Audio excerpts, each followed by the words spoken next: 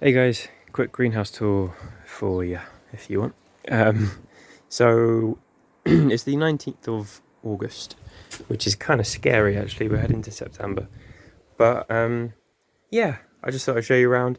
I've recorded. I do this quite a lot. I record a video several times and then never end up posting it, and then I thought I might as well record it again now. So yeah, basically about half the greenhouse that you can see is full of figs. I was pretty despondent with the figs because the caterpillars and the cold spring and a few other reasons meant that I didn't get many main crops set. So I have got a few,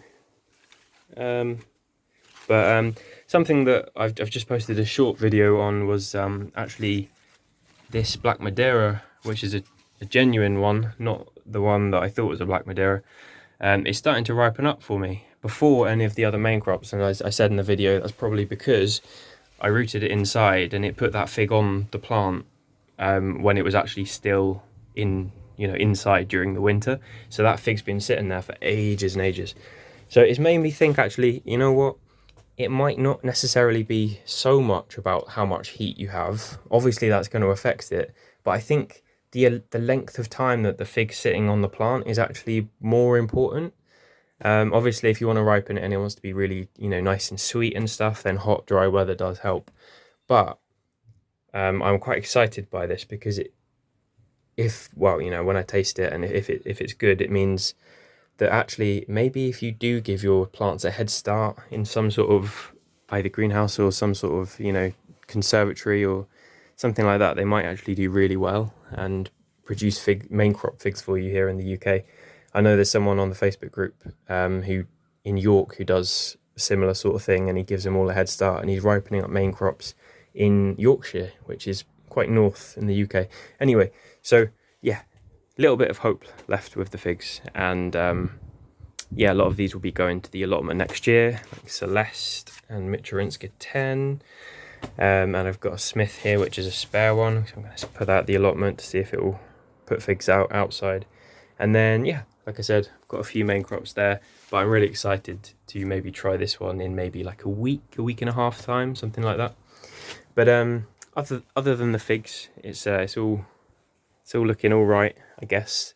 Peach, I had obviously a huge harvest off of, really lovely. The nectarines, I've harvested most of them now actually, but I'll pick one more because there's one more ready. They are super delicious actually, really, really tasty. And I almost gave up on this plant because the bugs would get into it, and even with the bags on, you can see there's damage in there. I'll just try and get the bag off quickly.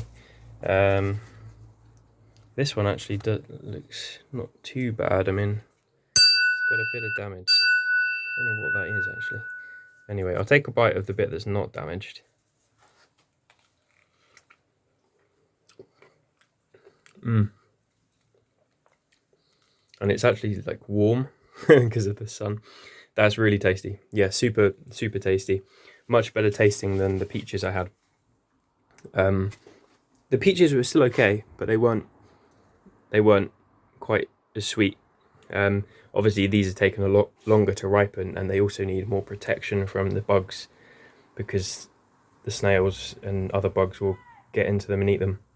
Really nice though. Nectarine is in a little pot, and I'm thinking maybe next year I might prioritize the things that that need to be in the greenhouse to fruit. A lot of the citrus, I think, so like the satsuma and maybe the calamondin, which actually has got some fruits that are pretty much ripe. Well, no, they're not.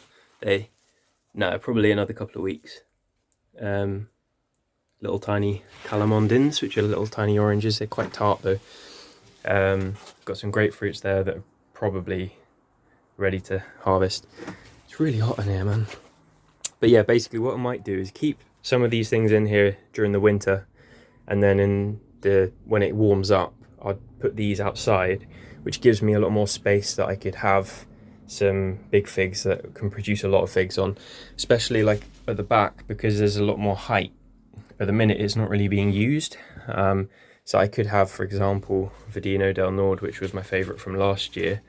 I could let it grow up fairly tall and put out a decent amount of main crop.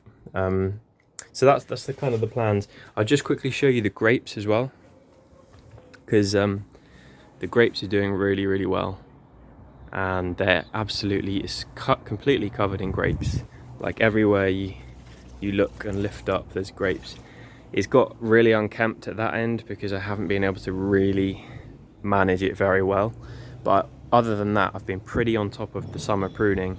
I do need to come back again. Look, it just puts up new shoots. As soon as you prune it, new shoots come within like a few days. But I want all of that energy going into the grapes now. But you can see there, just over the greenhouse, so many. And then it goes all the way over here. You can see there, it's just absolutely loaded with grapes, so it's crazy. So I don't know what I'm going to do with them. Probably juice them this year as opposed to trying to make wine. It was just a bit of faffing around. If I enjoyed the wine and drank it, then it would be okay, but my body doesn't really respond very well to like fermented stuff that I seem to make. For some reason it kind of makes my symptoms worse, so I am not going to do that. I'm just going to make some juice and preserve it. But yeah, so there we go. And then lastly, it's just this is also Verdino del Nord outside the greenhouse. Really nice sized figs on it. There's only 4. But yeah, these will hopefully ripen up maybe in October. So they're going to be quite late probably. But anyway, there's the greenhouse. Little flying tour. Yeah, nectarines, citrus, figs. Hopefully I'll get to try the Black Madeira soon. And lastly, actually, just tropical guava from Brett. So thank you if you're watching. It's picking up now.